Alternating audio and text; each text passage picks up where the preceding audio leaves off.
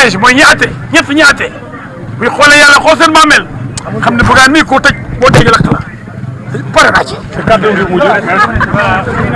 jërëjëf moo ne Maître Diouf man nag daal dinaa la mos a yi conteneur micro yeneen réaction je pense que ni Barthélémy Dias mooy avancé di ñëw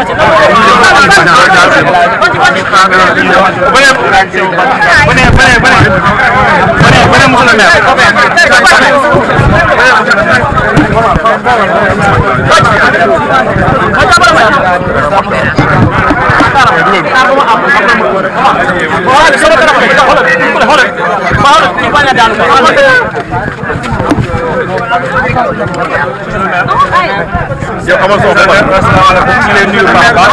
avancez monsieur avancez s'il vous plaît avancez s'il vous plaît voilà ginnaaw bu ñuy sant yàlla ñu ngi gërëm askanu Sénégal ñu ngi gërëm askanu Sénégal ci seen soutien au président Bougane Gueye Dany soutien tamit bu ñu indi tamit à la coalition Sàmm Sa Kàddu liñ ci ñaaw rek mooy lu ñëpp a gisoon bu fës ñu wax ko mu am ay nit jot a wut porox ndool pour yàq suñu campagne wala déstabiliser suñu coalition tey nag duñ ko waxee woon te noonu la ko yoon waxee tamit mooy Bougane Gueye Dany deful dara dañ ko jaayoon doole te mais biiralaat wax ci dëkk bi dafa amoon yaakaar buñ fi amoon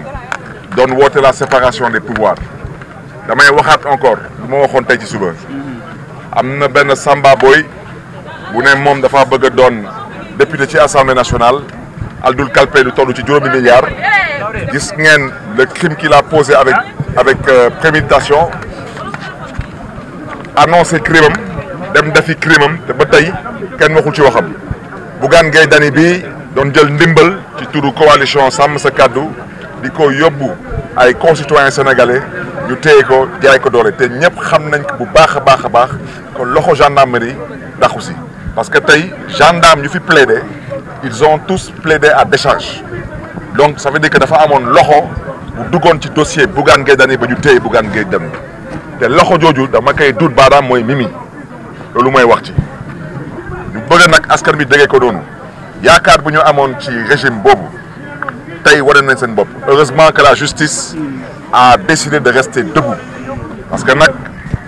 ku def lu baax ñu ne def nga lu baax tey la justice sénégalaise a dit le droit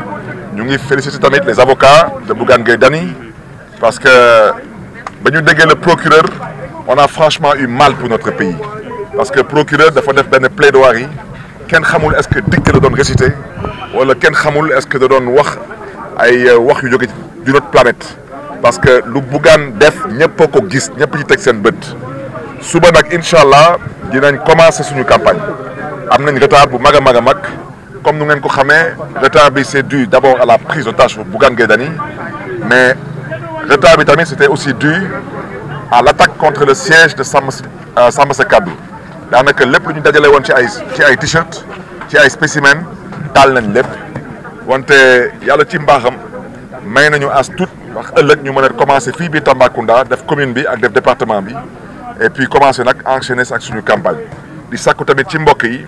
nañu bàyyi xel coalition Sàmm Sa Kàddu le 17 novembre ñuy sakku ci askanu Sénégal ñu sànjil seen xob coalition Sàmm Sa Kàddu pour une assemblée de rupture mais fu may gën a insister mooy sénégalais yi suñu bëgg am président de la république sénégalais laay waxal parce que fu mu nekk nii amagu leen président de la république seen président dafa catu dafa toogagul bu baax su ngeen bëgg am président de la république na ngeen voter la coalition Sàmm Sa Kàddu parce que ñun lu ñu tax a yóbbu assemblée nationale mooy góorgóorlu ba les institutions du Sénégal mën a fonctionner normalement di gërëm ñëpp di sant ñëpp. jërë ngeen jëf monsieur le maire ginnaaw bu ñu libéré Bougane léegi da ngeen di continuer def campagne yu day dem noppalu. non dañuy des tey fii Tambacounda fanaan Tamba suba suñu yeewoo suba incha allah ñu commencé suñu campagne ci jàmm ak salaam te di remercier tamit toute l'intercoalition parce que Sàmm Sa Kàddu gis ngeen leen fi tey mais wante gis ngeen fi tamit Takku Wàllu gis ngeen tamit coalition Jàmm Jëriñ donc ñu gërëm ñëpp di gërëm tamit la société civile di gërëm vraiment tous les acteurs qui prônent pour l'avancée de la démocratie sénégalaise te tey ñu ñëwoon tey fii fësal seen cofeel ci démocratie ñu leen di gërëm leen sant. C'est d'abord un sentiment de rendre grâce à Dieu parce que comme vous le savez la prison ce n'est pas un endroit pour des personnes qui cherchent à œuvrer pour le développement de leur pays. Nous voulons d'abord, à l'entame de ce propos, remercier toute l'intercoalition qui s'est mobilisée ici pour soutenir Bougane Gueye Dany. On ne pouvait pas attendre un autre verdict. Imaginez-vous un dossier qui n'avait même pas besoin d'être plaidé au tribunal. Les gendarmes ont tous plaidé à décharge. Donc quand les gendarmes plaident à décharge, et c'est eux qui ont arrêté Bougane Gueye Dany, vous comprendrez aisément que la plaidoirie du procureur ne relevait que d'une dictée qui lui avait été transmise pour amuser la galerie. Ce que je veux dire par là, surtout m'adresser au peuple sénégalais. À la dernière élection présidentielle, les Sénégalais ont voté pour un changement. Aujourd'hui, force est de reconnaître, à l'image de ce qui s'est passé avec le dossier de Bougane Gueye Dany, que la justice, il continue à avoir des acteurs politiques qui cherchent à avoir une main mise sur la justice. Parce que je l'ai déjà dit, il y a à peu près 72 heures, un homme qui se trouve être candidat aux élections législatives a posé un acte criminel avec préméditation. Il a annoncé ce qu'il allait faire. Il a incendié un quartier général d'une coalition où se trouvaient 5 personnes. Jusqu'à l'heure où je parle, c'est comme s'il n'y a pas de justice dans ce pays pour traiter son cas. Et au même moment, un patron de presse qui emploie des centaines de personnes dans ce pays, qui est leader de parti politique, qui est investi sur une liste validée par le Conseil constitutionnel, qui se levait pour aller avec ses colistiers amener de l'aide au nom d'une coalition à des populations qui ont été victimes d'une catastrophe naturelle. Cet homme a été pris en otage et cette prise d'otage a affecté la campagne de la coalition Samm Sa Kaddu. Et aujourd'hui, tout le monde peut constater que si ces gendarmes eux-mêmes ont plaidé à décharge, c'est qu'il y a bien une main étrangère à la gendarmerie qui a voulu prendre Bougane Gueye Dany en otage avec pour seul objectif